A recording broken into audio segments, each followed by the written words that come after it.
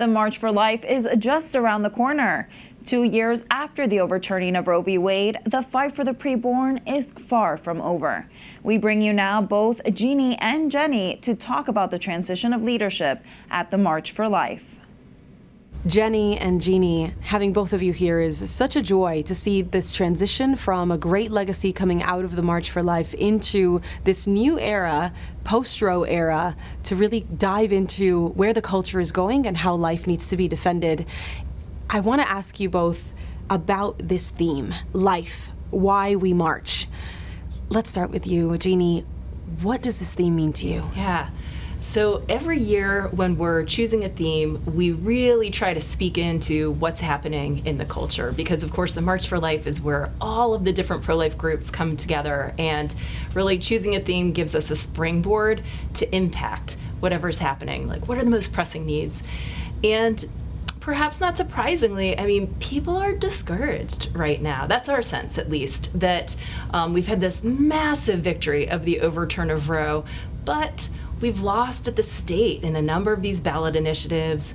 We've seen elected officials separate themselves from this issue. And people are wondering even about the abortion numbers. In some states it's up, in some states down. So there are a lot of questions. We want to encourage marchers. We want to remind them that they're on the right side of history.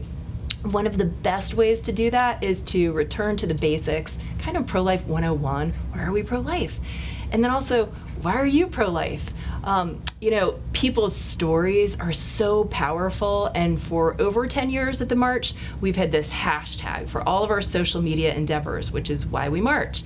And that is really an invitation for marchers to tell their story.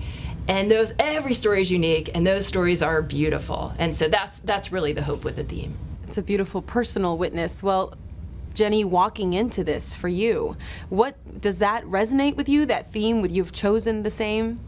Yes, absolutely. I think Jeannie explained the theme wonderfully and why the organization chose it. For me personally, it's a really meaningful theme for my first March for Life at the organization because I have been a marcher since 2001. I've attended many marches for life in the past number of years.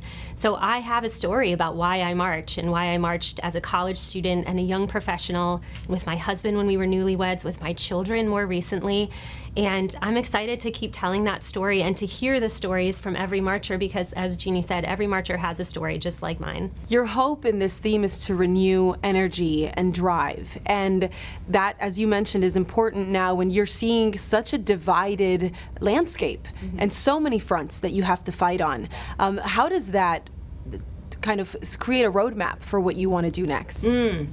Well, in 2019, we began the State March Initiative, and little did we know that so many things would get lined up in place that ultimately Roe would be overturned just a few short years later. And so that State March Initiative has been all the more important. This year alone, we're in 17 states, and we plan to be in all 50 states, certainly under Jennie's tenure is my guess, soon. And so that is all the more important as we rally people at the states. We need to continue rallying at the national level, both because we want to pass good legislation at the federal level, but also because the march is about more than just passing legislation. It's been famously said that culture is upstream of politics, and we want to change culture. We want to march until abortion is unthinkable. Now, Jennie, you have you're walking into this post-Roe reality where the rise of abortion pills, especially at the state level too, seeing abortion pills being sent from one state to another, is just where the fight is going. How do you see that being something that you have to counter or address as the new head of the march? I think it's really important for the pro-life movement and for the March for Life to keep reminding people that the abortion pill is so dangerous for women, and especially the way in which it's being distributed more and more often as regulatory parameters are being removed. Women are able to access the abortion pill without medical care and take it themselves at home. And that is so risky and sometimes has tragic results, as we've seen in the news even just recently. And I think, too, it's really important for the pro-life movement and for our organization to keep making sure that women know what to do if they have started taking the abortion pill regime and they regret it and they want to turn it around and to save their baby, because that sometimes is possible to do if you do it in a timely way.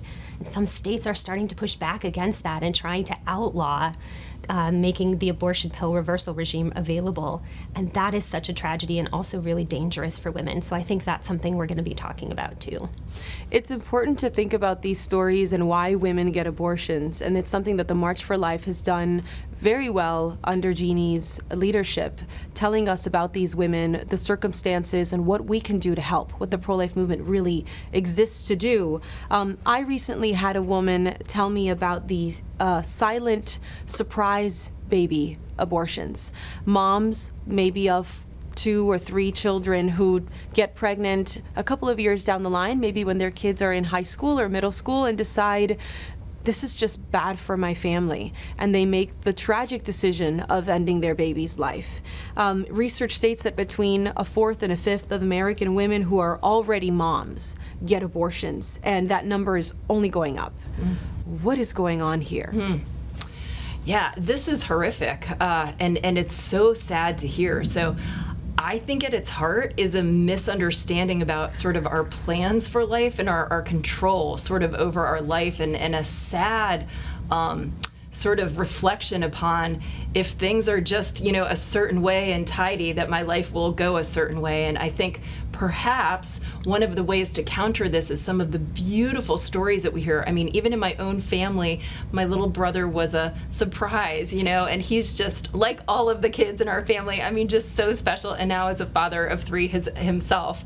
But there are so many wonderful stories of people being surprised, facing, as we say, an unexpected pregnancy. And I think what's most important is just to recognize that, choosing abortion, it's not like taking an eraser to something and just erasing it and making it not there, temporarily. It's actually taking a life and ultimately impacting the life of the mom as well. And so we'll do our part to get the word out there about this sad trajectory. Is there something that you want to add about the way that the pro-abortion movement kind of limits your ability to think about what could be rather than just what is? Yeah, I think one of the most tragic things about pro-abortion rhetoric is the messaging to young women that motherhood holds you back, and that it's at odds with personal and professional flourishing and fulfillment.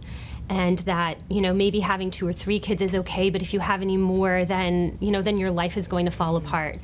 And I hope that my own experience as a mom, as I step into this more visible role, can be a lived counterexample to that, a counter witness. I have 3 kids, 10 and under, and they are a part of my flourishing and fulfillment. They're certainly not at odds with it whatsoever. Now, Jennie brings something very different in terms of skill set and background to the March for Life. What is your hope for her, knowing that this is a difficult task, a spiritually challenging task, and one where you are countercultural just by saying yes to the call? Yeah. Cardinal Dolan one time said to me so beautifully, it meant so much to me, that Nellie was what was needed at that time for culture as well, and also just for running the March for Life. And that in the present moment, when I was having the conversation with him, I was what, my personality, sort of how I messaged, etc., was really what was needed. And, there is this beautiful saying, the Holy Spirit gives to the church what she needs for a particular time period. And the March for Life being a pro-life organization, I think Jennie is just that, the particular phenomenal skill set that she has, her brilliance, her motherhood, so many wonderful things about her, I think, are really what the organization needs now. When you think about the future of the March and what you're inheriting, is there something that makes you nervous or excited? Oh gosh, I'm so excited. I mean, I've been coming to the March for Life for so many years, and it's so special to me.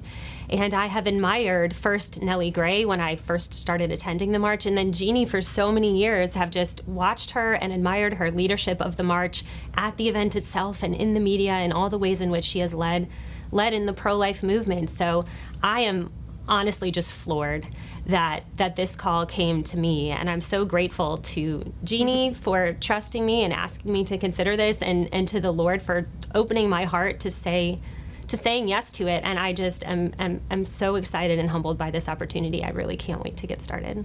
It's great to chat with both of you. Thanks for having us. Thank you.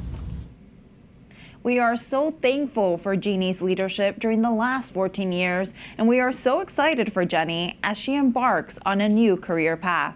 We are praying for both of them, and we ask you to pray for them as well. EWTN is dedicated to bringing you complete coverage of this annual march. Our live coverage starts at 9:30 a.m. on Friday, January 24th. We will have a team of reporters out at the march, bringing you all the action, as well as a host of anchors, including myself, to dive into all of the angles of the pro-life movement in studio, along with special guests throughout the broadcast. Be sure to tune in.